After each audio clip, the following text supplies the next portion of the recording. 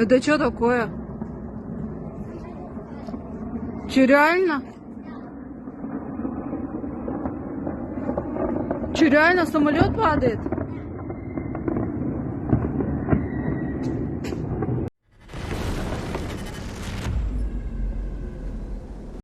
Это что такое?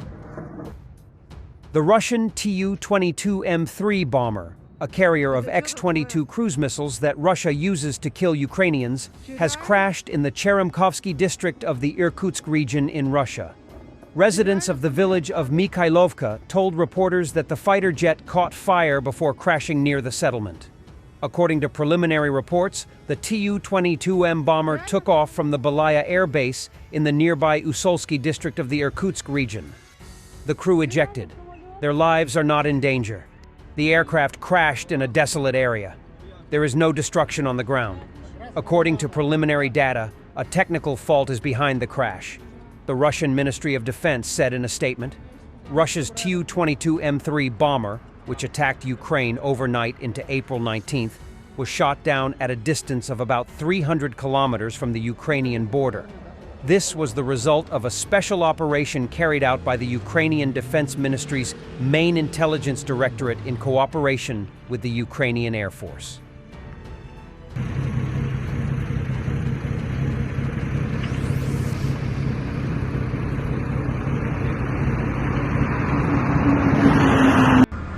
Это, походу, самолет разбился. Представляете? Это просто жесть вообще. Тут сейчас все люди стоят.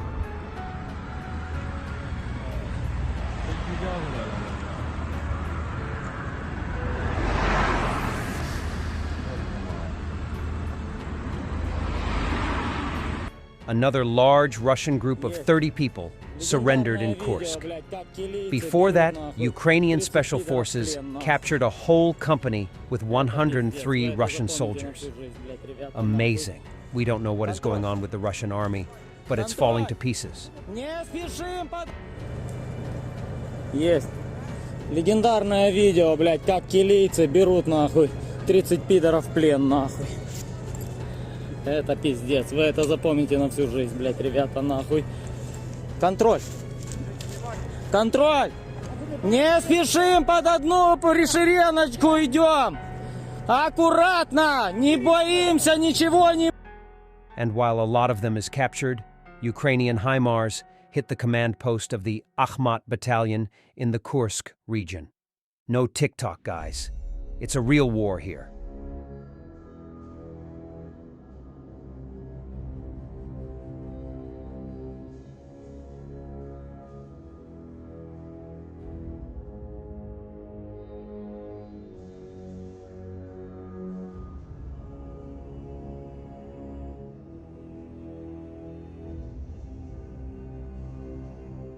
Hundreds of Russians who have refused to fight for various reasons, age, sickness, mental health, are reported to have been taken from a military base where they were being held and flown to Kursk, where they will likely be used in efforts to repel Ukraine's incursion. Astra reports that hundreds of refuseniks have been held at Kamenka near St. Petersburg, where the 138th Separate Motorized Rifle Brigade is based. Relatives say that some are unfit to fight. One man is 70 years old and can barely walk, and another has only one eye. The existence of the Kamenka military detention facility does not seem to have been reported previously. It suggests that different regimes are in place in Russia and occupied Ukraine, where refuseniks have been tortured, beaten, and starved. According to relatives, on 12th of August at about 6 p.m., they received a message from the men who were there that they had been suddenly called to line up, and then, without any explanation, they were put in Kamaz trucks and taken to a military airfield under guard. Two groups of around 300 people and 150 people respectively were reportedly driven away from Kamenka. The latter group ended up at a military training ground 7 kilometers from Kursk. They took them, grabbed them like a parcel, put them in, and took them away, the relatives say. The men's wives are afraid that the army will throw them onto the front line like meat because they are not registering anything. They are not saying anything. Everything is quiet. One man who was undergoing psychiatric treatment after fighting in the war told his mother that the army was now dressing them, giving them an assault rifle and most likely sending them into battle.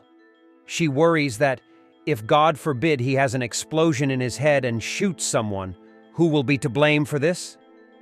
The men were not told where they were going. As Comrade Colonel said, the center in Kamenka is being disbanded, but he does not know where they are being taken, a source told Astra. Around 20 of the refuseniks are said to have escaped on the way. It's not clear what will happen to them.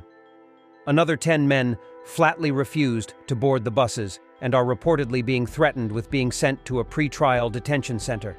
The husband of one woman called her and told her that he and his companions were just given assault rifles, changed into uniforms, and sent to an unknown location. He says that about 20 servicemen managed to escape. No one was really looking for them. Like many of the convict soldiers who were sent to Ukraine in 2023, it appears that the refuseniks have become ghost soldiers. It's likely that Russia's abrupt use of these men indicates a severe shortage of reserves in the Kursk region. This appears to be forcing the Russian army to use whatever manpower it can find, no matter how unsuitable it may be. I came here to kill. My unit was told to go forward, shoot, and kill. I did what I was told. But it all depends on Putin. He gives orders. My personal attitude to the Ukrainian people? None. I just don't have any attitude. I was given orders, I killed and shooted. If they say don't shoot, I won't shoot. One young guy refused to go. They just shot him, that's it. Vitaly Zufar Galievich Mirazov, a Russian soldier from the Russian Army's 57th Storm Vi Division, was captured. He said that he had no questions for the Supreme Commander-in-Chief of Russia.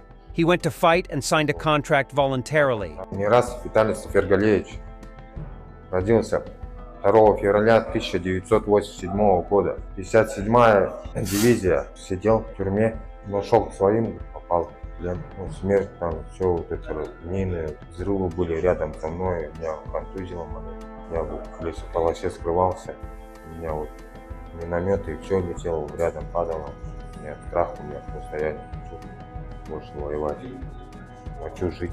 Но у меня, как верховного главкомандующего, нет никаких вопросов.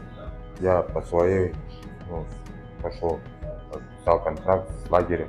Почему больше всего боялись на войне? Смерть, потому что, на что я прошел там, везде по окопам, то что, везде, трупы обгорелые, там все разорвано, штурмовая же.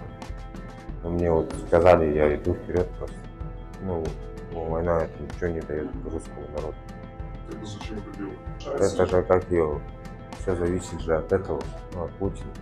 Он же указания дает. Как пришел убивать, получается так же. Вот моя подразделение сказали, идти вперед, убивать, кто не стоял. Какое ваше личное отношение к Украине и украинцам? Мое личное? У меня никакого. Если честно сказать, у меня никакого. Мне указания дали, просто я стреляю. Скажут, не стреляй, я не буду стрелять. Один, просто, молодой отказался, идти, лег там весь в полосе, отказался. Его просто застрелили. Я-то подписал вот этот контракт с лагеря, как получается, и и шел убивать сюда, правильно же, я не так же. Пришел, команда мне дали убить, стрелять там, позиции занимать, окопы, да чего. Они вот так мне сказали. Я вот шел и все, это мясо, она не нужна, никому не нужно. Мне все говорят, что вы мясо, вы никому не нужны, будете лежать, там, и вас никто не заберет. Thanks for watching, and don't forget to subscribe. Also, if you want to support Warthog Defense, please become our member and get early access to new videos, exclusive members-only videos, and become administrator in comment section. The membership link is in the description. Every day. We had a guy last week, it's 6 rescues in 6 days. He's doing the job every day.